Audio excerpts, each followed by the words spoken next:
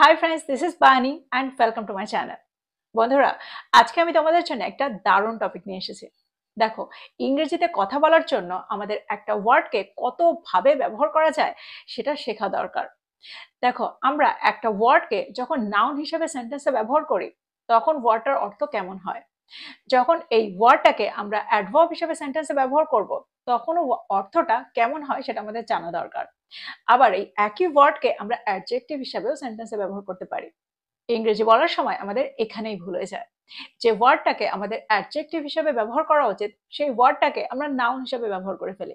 যে ওয়ার্ডটাকে আমাদের নাউন হিসেবে ব্যবহার করা উচিত সেই ওয়ার্ডটাকে আমরা অ্যাডভার্ব হিসেবে ব্যবহার করে ফেলি। তো এই ওয়ার্ডগুলোর ব্যবহার সঠিকভাবে না জানলে একটা সেন্টেন্সকে আমরা তৈরি করতে পারবো না। ইংরেজি বলার সময় আমরা ভুল বলে ফেলবো। আজকে আমি তোমাদের জন্য এরকমই একটা ইম্পর্টেন্ট ওয়ার্ড নিয়ে এসেছি। তো তোমরা বুঝতে পারছো আজকের ভিডিওটা কতটা ইম্পর্টেন্ট। তোমরা কোথাও যাবে না, আমার সাথে ভিডিওটা একদম শেষ পর্যন্ত থাকবে। যা চ্যানেলে নতুন অর্থাৎ প্রথম আমার ভিডিও দেখছো তারা প্লিজ চ্যানেলটাকে সাবস্ক্রাইব করে নিও, তাহলে যখনই আমি ভিডিও আপলোড করবো তোমরা নোটিফিকেশন পেয়ে যাবে। তো আর দেরি না করে চলো শুরু করা যাক আজকের ভিডিও। আমরা বাংলায় প্রায় বলে থাকি তোমার সুবিধা মতো তুমি আমাকে ফোন করো, তুমি তোমার সুবিধা মতো উত্তর দিও। সেন্টেন্সে আমরা সুবিধা এই ওয়ার্ডটাকে প্রায় ব্যবহার করে থাকি।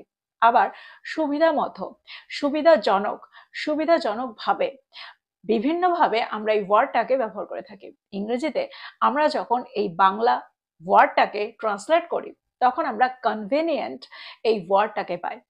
Convenient way, convenience. তো সেন্টেন্সে আমরা কোনটার ব্যবহার কখন করব? কনভিনিয়েন্সের ব্যবহার কখন করব, কনভিনিয়েন্টের ব্যবহার কখন করব, আবার কনভিনিয়েন্টলি এই ওয়ার্ডটার ব্যবহার কখন করব, আবার অ্যাট ইয়োর কনভিনিয়েন্স এই স্ট্রাকচারটার ব্যবহার কখন করব, ফর ইয়োর কনভিনিয়েন্স এই স্ট্রাকচারটার ব্যবহার কখন করব, কনভিনিয়েন্ট ওয়ে এই স্ট্রাকচারটার ব্যবহার কখন করব। দেখো, আজকে আমরা এগুলোই শিখব। সবার আগে আমরা যেটা দেখব সেটা হলো কনভেনিয়েন্স এই ওয়ার্ডটার ব্যবহার। দেখো, কনভেনিয়েন্স এই ওয়ার্ডটার অর্থ হলো সুবিধা। সেন্টেন্সে আমরা এই ওয়ার্ডটাকে একটা নাউন হিসাবে ব্যবহার করে থাকি। সেন্টেন্স দেখো, সেন্টেন্সে আমরা কনভেনিয়েন্স এই ওয়ার্ডটাকে কি করে ব্যবহার করছি। যদি আমি বলি আমি সবই তোমার সুবিধার জন্য করি, তাহলে সেন্টেন্সটা কি হবে? I do everything for your convenience. I do everything for your convenience. দেখো, ইয়োর কনভিনিয়েন্স বোঝাতে আমরা সেন্টেন্সে তোমার সুবিধার জন্য না বলে যদি আমি বলি তোমাদের সুবিধার জন্য, তাহলেও কিন্তু আমরা ইয়োর কনভিনিয়েন্সই বলবো। ইয়োর এই কথাটার অর্থ যেমন তোমার, ঠিক তেমনই তোমাদেরও। তো যদি আমি বলি আমি সবই তোমাদের সুবিধার জন্য করি, তাহলে সেন্টেন্সটা কি হবে? I do everything for your convenience. যদি আমি বলি আমি সবকিছু তোমার সুবিধার জন্য করি, তাহলে সেন্টেন্সটা কি হবে? I do everything for your convenience. আমরা অর্থ বুঝে সেন্টেন্সটা ব্যবহার করব। পর সেন্টেন্সটা দেখো, আধুনিক জীবন সুবিধায় ভরপুর বা সুবিধায় ভরা। সেন্টেন্সটা কি হবে? Modern life is full of convenience. Modern life is full of convenience. পরের সেন্টেন্সটা দেখো, আপনার সুবিধার জন্য মেনুটি দ্বিভাষিক, অর্থাৎ দুই ভাষায় রয়েছে। সেন্টেন্সটা কি হবে? For your convenience the menu is bilingual. For your convenience the menu is bilingual. তো এক্সাম্পলগুলোর মধ্যে দিয়ে আমার মনে হয় তোমরা বুঝতে পারছো সেন্টেন্সে আমরা কনভেনিয়েন্স এই ওয়ার্ডটার ব্যবহার কিভাবে করছি। সেন্টেন্সে এই ওয়ার্ডটাকে আমরা এখানে নাউন হিসেবে ব্যবহার করলাম। দেখো, কনভেনিয়েন্ট এই ওয়ার্ডটা কিন্তু একটা নাউন নয়, এই ওয়ার্ডটা হলো একটা অ্যাডজেক্টিভ যার অর্থ হলো সুবিধাজনক। সেন্টেন্সে আমরা এই ওয়ার্ডটাকে একটা অ্যাডজেক্টিভ হিসেবে ব্যবহার করে থাকি। সেন্টেন্স দেখো, সেন্টেন্সের মধ্যে দিয়ে তোমরা আরো ভালো করে বুঝতে পারবে। দেখো, আমরা যখন কনভেনিয়েন্স এই ওয়ার্ডটার ব্যবহার করেছিলাম তার অর্থ ছিল সুবিধা, কিন্তু যখন আমরা সেন্টেন্সে সুবিধাজনক এই ওয়ার্ডটার ব্যবহার করব তখন আমরা কনভেনিয়েন্ট এই ওয়ার্ডটা ব্যবহার করে থাকি, যেটা একটা অ্যাডজেক্টিভ। এক্সাম্পল দেখো, এই সময়টা আমার জন্য সুবিধাজনক। This time is convenient for me. This time is convenient for me. যদি আমি বলি এই পদ্ধতিটা আরো সুবিধাজনক, তাহলে সেন্টেন্সটা কি হবে? This method is more convenient. This method is more convenient. আমরা প্রায় বলে থাকি আজ দেখা করাটা কি আপনার জন্য সুবিধাজনক। সেন্টেন্সটা কি হবে? Is it convenient for you to meet today. Is it convenient for you to meet today. তো তোমরা বুঝতে পারছো কনভেনিয়েন্ট এই ওয়ার্ডটাকে আমরা সেন্টেন্সে ঠিক কিভাবে ব্যবহার করছি। সুবিধাজনক এই অর্থে আমরা এই ওয়ার্ডটা ব্যবহার করে থাকি। এবার আমরা দেখব এর পরেরটা। দেখো সেন্টেন্সে আমাদের যখন বোঝাতে হবে, অর্থ করতে হবে সুবিধাজনক ভাবে, তখন কিন্তু আমরা সেন্টেন্সে না কনভেনিয়েন্স না কনভেনিয়েন্ট, আমরা ব্যবহার করব কনভেনিয়েন্টলি এই ওয়ার্ডটা। এই ওয়ার্ডটা হলো একটা অ্যাডভার্ব। সেন্টেন্সে এই ওয়ার্ডটা একটা অ্যাডভার্বের কাজ করে। যদি আমি বলি জিনিসগুলো সুবিধাজনকভাবে প্যাক করা হয়েছে, তাহলে সেন্টেন্সটা কি হবে? The items are conveniently packed. The items are conveniently packed. দেখো এখানে কেমন ভাবে কাজটা করা হয়েছে এই অর্থে আমরা এই ওয়ার্ডটাকে ব্যবহার করেছি। ঠিক সেই কারণে এই ওয়ার্ডটা হলো একটা অ্যাডভার্ব। যখন সেন্টেন্সে একটা ওয়ার্ড ভার্বকে ডিসক্রাইব করে, তখন আমরা সেই ওয়ার্ডটাকে একটা অ্যাডভার্ব হিসেবে কনসিডার করি। পরের সেন্টেন্সটা দেখো, ফাইলগুলো সুবিধাজনকভাবে সাজানো হয়েছে। সেন্টেন্সটা কি হবে? The files are conveniently arranged. The files are conveniently arranged. যদি আমি বলি সবকিছু সুবিধাজনকভাবে হাতের নাগালেই রয়েছে, সেন্টেন্সটা কি হবে? Everything is conveniently within rich.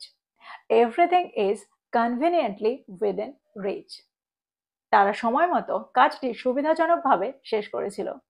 They finished the work conveniently on time. They finished the work conveniently on time. তোমরা বুঝতে পারছো সেন্টেন্সে আমরা কনভিনিয়েন্টলি এই ওয়ার্ডটাকে কিভাবে ব্যবহার করছি। আমার মনে হয় এই পর্যন্ত তোমরা বুঝতে পেরেছো সেন্টেন্সে আমরা কখন কনভিনিয়েন্স এই ওয়ার্ডটা ব্যবহার করছি, কখন কনভিনিয়েন্ট এই ওয়ার্ডটা ব্যবহার করছি, আর কখন আমরা কনভিনিয়েন্টলি এই ওয়ার্ডটা ব্যবহার করছি। এবার আমরা দেখব এর অপোজিট ওয়ার্ডগুলো।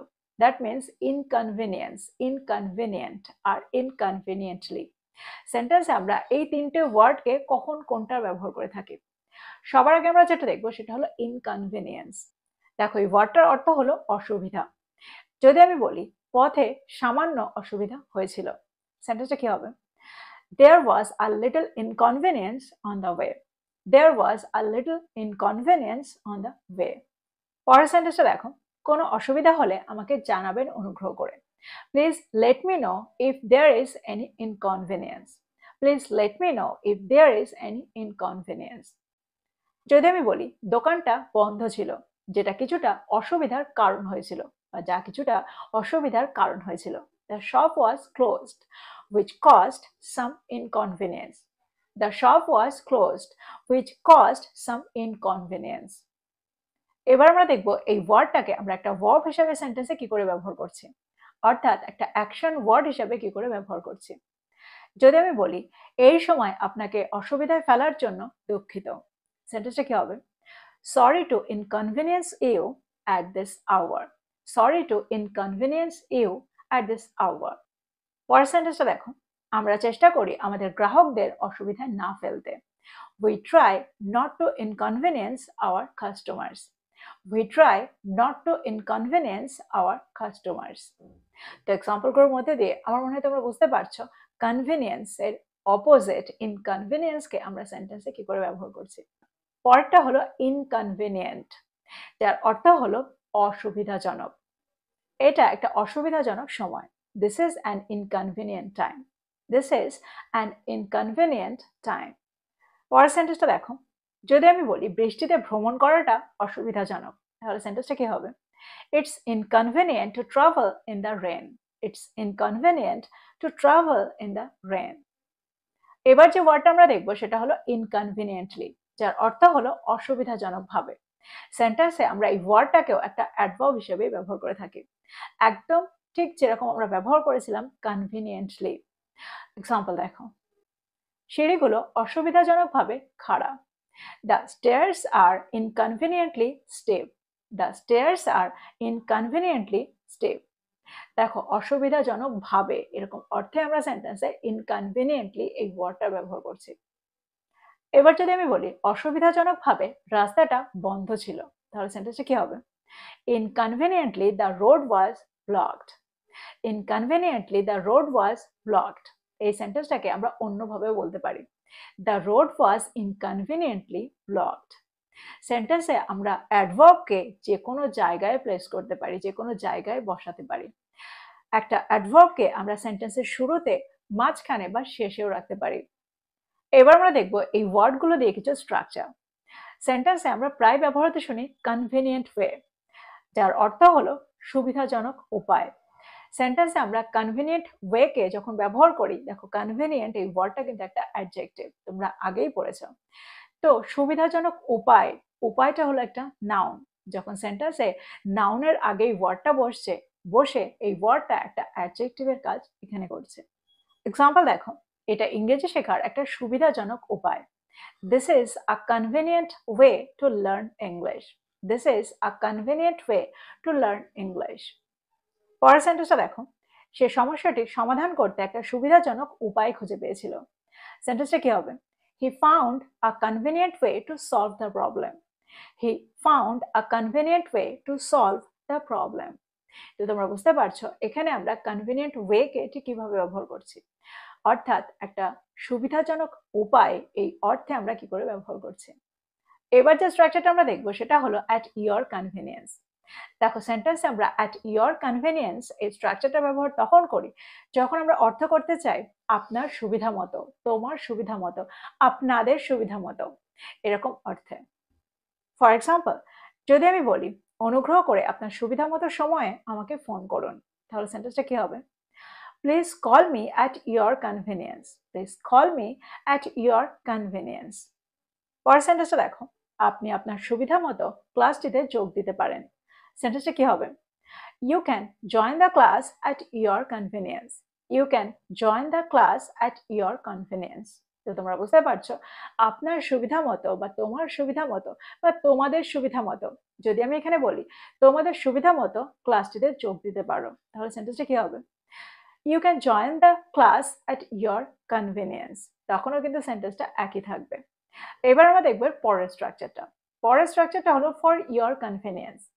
সেন্টেন্সে আমরা স্ট্রাকচারটা ব্যবহার তখন করি যখন আমরা অর্থ করতে চাই তোমার সুবিধার জন্য, তোমাদের সুবিধার জন্য বা আপনাদের সুবিধার জন্য।